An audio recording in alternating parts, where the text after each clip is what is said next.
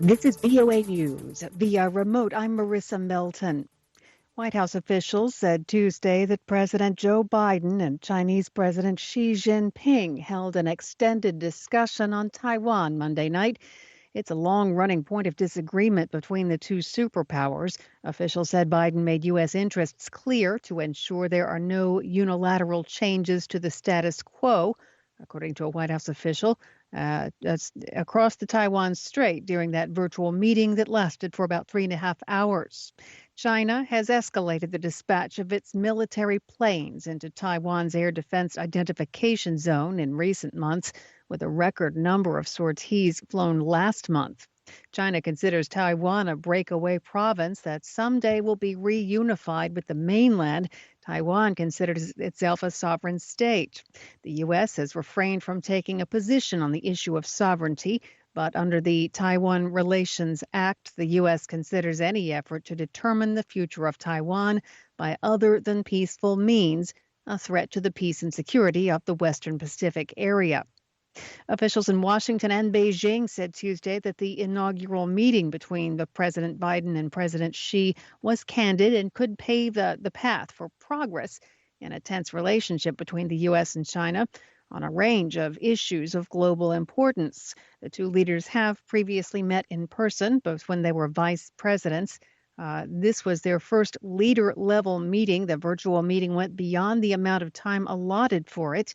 And in addition to Taiwan, they talked about issues including human rights and economic competition. More on that story at our website, voanews.com. You can also download our mobile app.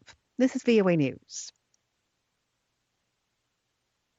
Michelle Wu has been sworn in as the city of Boston's first woman and first person of color elected mayor in the city's history.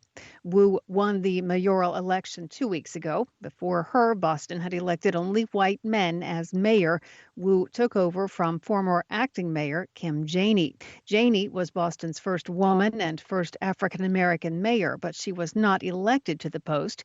She took over after Mayor Marty Walsh resigned in March to join the Biden administration as U.S. Labor Secretary.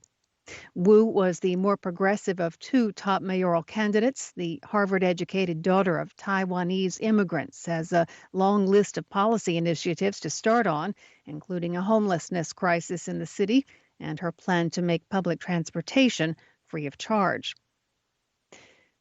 President Biden on Tuesday banned members of the Nicaraguan government from entering the United States. He did it in a broad proclamation in response to the recent Nicaraguan election. Washington denounced that election as rigged in favor of President Daniel Ortega. Biden's travel ban applies to all of Nicaragua's elected officials, apparently including Ortega and his wife, Vice President Rosario Murillo, in addition to members of security forces, judges, mayors, and others seen as undermining democracy in the Central American nation. Ortega won a fourth term in elections on November 7th,